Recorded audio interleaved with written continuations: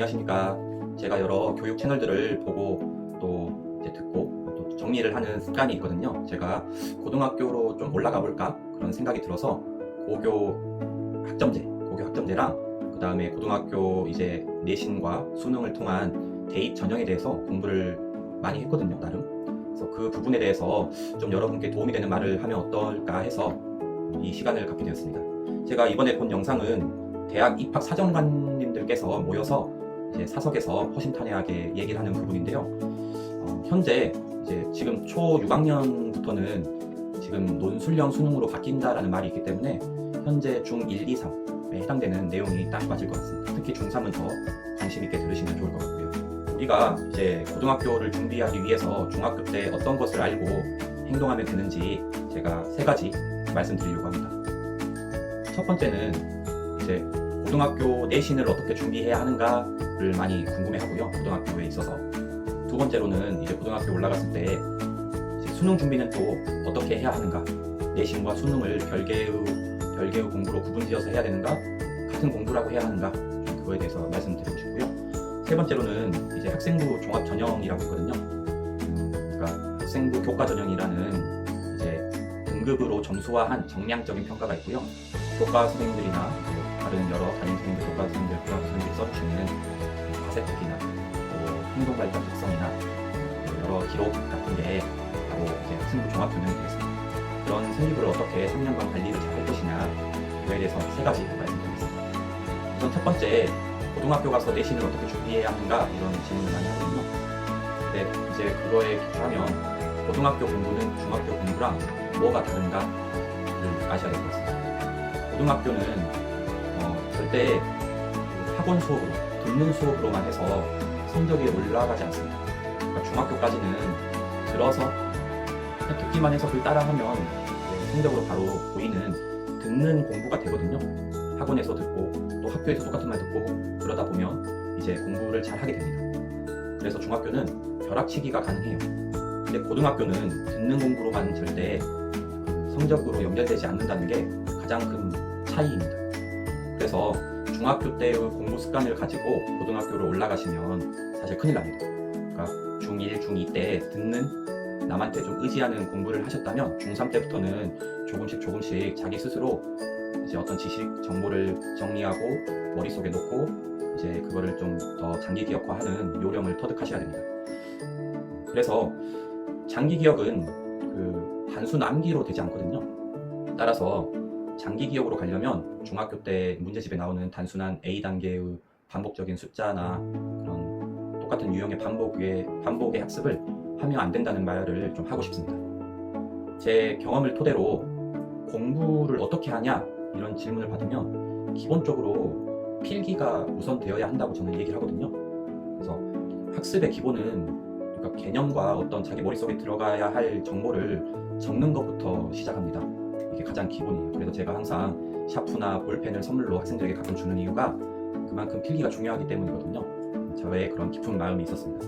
학부모님께서도 자제분의 학업 능력을 향상시키고 싶다면, 또 어떤 삶의 장애물을 넘어서는 능력을 좀 길러주고 싶다면 부모님 먼저 기록하는 모습을 이제 많이 보여주시기 바랍니다. 학생들도 따라서 기록하게 되고요. 그런 모습을 자녀와 함께 하셔도 좋을 것 같습니다. 아이들은 꽤 많이, 제가 교사 생활 한 20년 가까이 해가는데 필기하는 걸 점점 더 싫어하는 애들이 늘어나는 게 느껴집니다. 왜 이걸 적어요? 보면 되는데 라고 필기에 대한 거부감을 많이 피력합니다. 굉장히 귀찮아하더라고요. 저도 그런 애들과 매번 씨름을 하고 있지만, 그래서 필기하는 습관을 들이기, 이게 제가 첫 번째 고등학교 가서 내신을 어떻게 준비하느냐에 대한 원론적인 답입니다. 고등학교 내신과 중학교 내신은 다르다. 고등학교는 자기 스스로 어떤 학습 시간이 절대적으로 필요하다. 그러려면 이제 필기가 우선 돼야 한다. 필기가 우선 되려면 기록하는 습관부터 길러야 한다. 한번 부모님과 또는 자녀분과 같이 한번 해보는 것도 좋을 것 같습니다. 두 번째 제가 말씀드리겠습니다. 그러면 이거는 좀 섣부른 얘기지만 수능 준비를 어떻게 해야 하는가, 그거에 대해서 좀 말씀드리고요. 제 시대 때는 수능 100%로 대학을 가는 시대였거든요. 그래서 수능 한 방이면 인생 한 방 결정되는 그런 시대였던 것 같습니다. 근데 요즘 아이들은 힘들겠죠. 고등학교 내신도 챙기고 제가 수능 최저 등급도 마치랴 또 가끔 면접이나 논술 영역에 있어서 대비를 하느라 생기고도 관리하느라 아주 힘들 것 같습니다. 수능 준비를 어떻게 하느냐에 대한 저의 얘기는 또 여러 입학 사정관님들의 얘기는 국영수 이제 4과를 제외하고 국영수 중에서 분명히 사람마다 약점이 있거든요. 저 같은 경우에는 국어가 약점이었습니다. 국어, 문학이나 비문학 또는 문법, 영어에서는 특기가 그렇게 제가 잘 안 들리더라고요. 영어 특기. 수학은 또 어떤 예를 들어서 기하와 벡터, 정사형 부분이 좀 어려웠다거나 이렇게 자신의 약점을 스스로 알고 그 부분을 좀 더 보완해야 되는 방법을 스스로 이제 계속 연습하셔야 될 것 같습니다. 선행 학습에 대해서 굉장히 관심이 많아요. 특히 수학 같은 경우는 관심이 많은데 저는 항상 이렇게 얘기를 합니다. 한 학기 정도는 미리 하는 게 좋다. 선행해서 사실 나쁠 건 없죠. 근데 너무 무리해서 할 필요는 없어요. 한 학기 정도만 좀 미리 하고요. 좀 나는 욕심 있다 하는 친구는 1년 정도만 선행을 하면 될 것 같습니다. 그런 다음에 선행은 선행대로 하고 현재 학생들이 공부하는 부분에 대해서 심화나 응용 문제에 대해서 곰곰이 고민하고 생각하는 시간을 갖는 게 훨씬 학업 능력 향상에 도움이 됩니다. 이건 제 말이기도 하지만 역대 수능 만점자들의 공통된 말이기도 합니다. 또 중학교 때 중학생들이 많이 하는 게 풀 수 있는 문제를 또 푸는 시간 낭비 공부를 많이 하거든요. 과감하게 문제집을 한번 이렇게 풀고 나서는 그 다음 문제집 이제 풀 때는 이제 그 푼 문제집을 다시 돌려야겠죠. 틀린 문제만 풀면 됩니다. 맞았던 문제는 다시 풀 필요가 없겠죠. 틀린 문제는 또 똑같은 생각 때문에 또 막힙니다. 똑같은 이유로 틀리게 되거든요. 그래서 틀리는 문제 유형에 대해서만 반복해서 다시 문제집을 풀어보시길 권장합니다. 새로운 문제집을 또 살 필요는 없고요. 제 결론은 이렇습니다. 두 번째, 수능 준비 어떻게 하는가에 대한 얘기는 선행을 너무 그런다고 많이 할 필요 없다. 한 학기 또는 1년 정도만 하면 된다. 더 이상 더 할 필요는 없다. 그게 의미 없다. 스스로 고민하는, 생각하는 시간을 확보하는 게 더 효과 있다라고 하는 게 제 생각입니다. 지금 와서 고등학교 수능 고민을 한다는 건 좀 이른 얘기인 것 같습니다. 그래서 제가 제 두 번째 수능 준비를 어떻게 하느냐에 대한 답변은 스스로 고민하고 감내하는 시간을 많이 가지셔야 될 것 같습니다. 이게 어렵죠. 어릴 때는 잘 모르죠. 이 시간이 중요하다는 것을 어쩔 수 없는 것 같습니다. 세 번째는 이제 고교 학점제가 되면서 또한 지금도 마찬가지지만 수시 6장으로 대학을 많이 갑니다. 그래서 생기부 종합전형에 대해서 어떻게 해야 되는가 그 부분에 대해서 좀 말씀드리고요. 상위권 대학 입학 사정관님들의 그 대화 영상을 봐보면 배탐구라고 줄임말을 써요. 분들께서 서로 배탐구, 배우고, 탐구하고 연결한다고 하더라고요. 배탐구, 배우고, 탐구하고 연결하고 스스로 배우려는 모습을 보이고 탐구하려는 학습 습관을 갖는 학생을 우리는 뽑고 싶다는 말을 계속 하더라고요. 그래서 고등학교 갑자기 입학해서 스스로 배우려고 하고 탐구하려고 하고 그런 학생이 과연 몇이나 있을까요? 그리고 그런 것을 또 어떤 생기부에 기록하려고 노력하는 아이들은 또 몇 명 있을까요? 사실 소수가 되겠죠. 근데 갑자기 하려고 하면 되게 어색합니다. 잘 안 되고. 제가 이렇게 영상을 찍는 것도 되게 처음에는 굉장히 힘들었어요. 근데 한 번, 두 번, 또 여러 번 찍다 보니까 좀 더 익숙해지는 그런 느낌을 받습니다. 그래서 이러한 배탐구 같은 마음을 어떻게 준비해야 되느냐, 중학교 때 그러려면 어떻게 해야 되느냐, 여기 입학 사정관님들의 말을 빗대면 가족 독서를 해야 된다고 합니다. 가족 독서. 힘들겠지만 책을 읽고 가족끼리 서로 질문하고 서로 얘기하고 더 궁금한 부분은 검색이나 또 여러 자료를 찾아서 지식을 확장하는 습관을 들여라. 이게 최고의 학습법이다 라고 하더라고요. 요즘 대학 사정관님들께서는 질문을 잘하는 학생, 질문을 갖고 있는 학생, 직접 호기심을 가진 학생을 제일 뽑고 싶어 한다고 합니다. 공부야 대학 가서 가르치면 되니까 태도가 중요하다는 얘기죠. 알고 싶어 하고 궁금해하고 호기심을 갖는 그런 학생 인재를 뽑고 싶어 한다고 하더라고요. 그래서 여러분 대학 가는 방법은 그 수시 이제 학생부 교과 전형이 있고요. 등급으로 해서 이제 교과 등급을 점수화해서 이제 1등급은 이제 여러분이 선호하는 학과를 보내고 뭐 줄 세우기로 하는 거죠. 그다음 두 번째는 학생부 교과 종합 전형이 있죠. 종합 전형 여러 카세트 같은 걸 본다는 얘기입니다. 선생님들의 기호. 세 번째는 이제 정시파들이 이제 논술 전형을 많이 보죠. 굉장히 대학 입학하는 수리 논술 같은 경우는 어렵습니다. 2028 대입이 발표되면서 현재 중3 학생들은 수능만으로 대학 가는 기회가 더 적어졌다고 해요. 그래서 학교 생활이 점점 정성평가, 그러니까 선생님들의 여러분의 특징이나 결과물에 대한 기록이 점점 중요해진다고 합니다. 그래서 제가 세 번째 생기부 종합전형에 대한 얘기는 결론이 뭐냐면 중요하다. 생활 기록부를 멋있게 완성을 하고 싶다면 대탐구하는 학생을 만들어야 된다. 이러한 스스로 배우고 탐구하고 또 이걸 연결하고 확장하려는 학생들이 되려면 가족 독서를 해야 한다. 가족 독서가 어렵다면 여러분 제가 추천하는데 친한 친구들끼리 같은 책을 읽고 이야기를 나누는 거예요. 그 이야기를 토대로 뿌리를 삼아 여러 지식, 지적 호기심을 직접 목마름을 채워나가는 게 요즘 시대에 좀 맞지 않나 이런 생각입니다. 또 이번 영상을 비롯해서 제가 또 고등학교 이제 입학 사정관님들이 막 만담을 하는데요.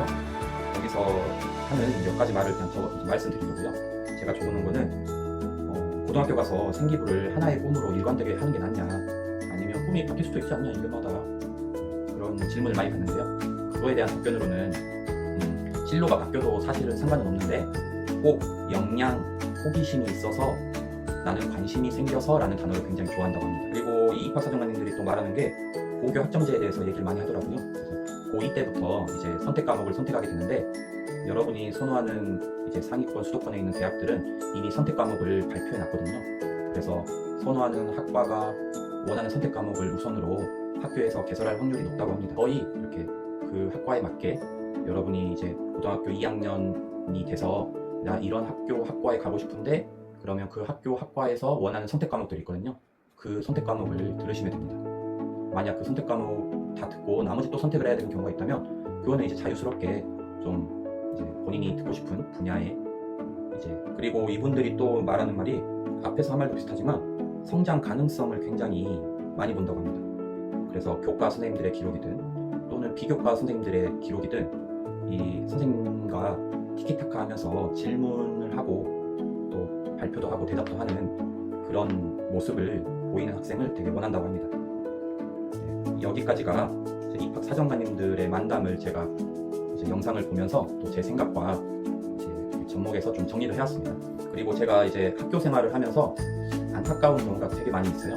어떤 경우냐면 요즘 아이들은 한번 넘어졌다가 일어날 줄 잘 모릅니다.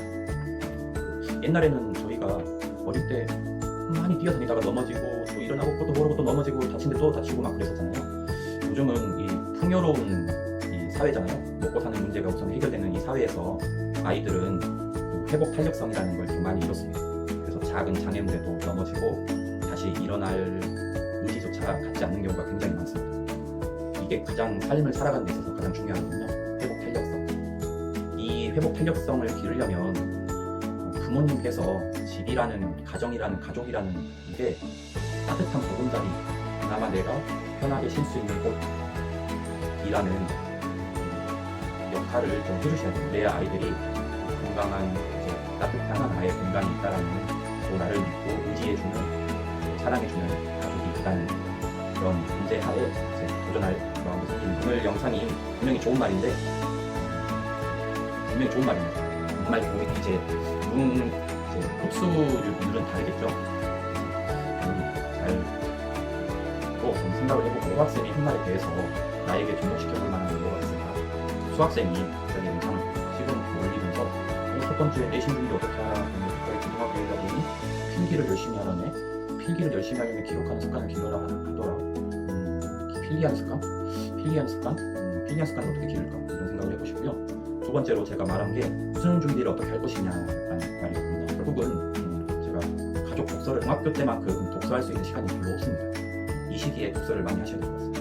혼자가 힘들다면 같이 또 가족과 친구와 함께 하면 좋을 것 같습니다. 세 번째로 제가 한 말이 이제 생기부를 어떻게 관리할 것이냐라는 원래 섣부른 얘기인데요. 결국은 세 번째 질문은 대한 답이 뭐였냐면 배우고 탐구하고 연결하는 배탐구 인재를 가져야 된다. 세 번째 질문에 대한 답이 좀 비슷한 것 같습니다. 결국은 수학 선행은 1학기, 한 학기 또는 1년 정도 하시면 되고요.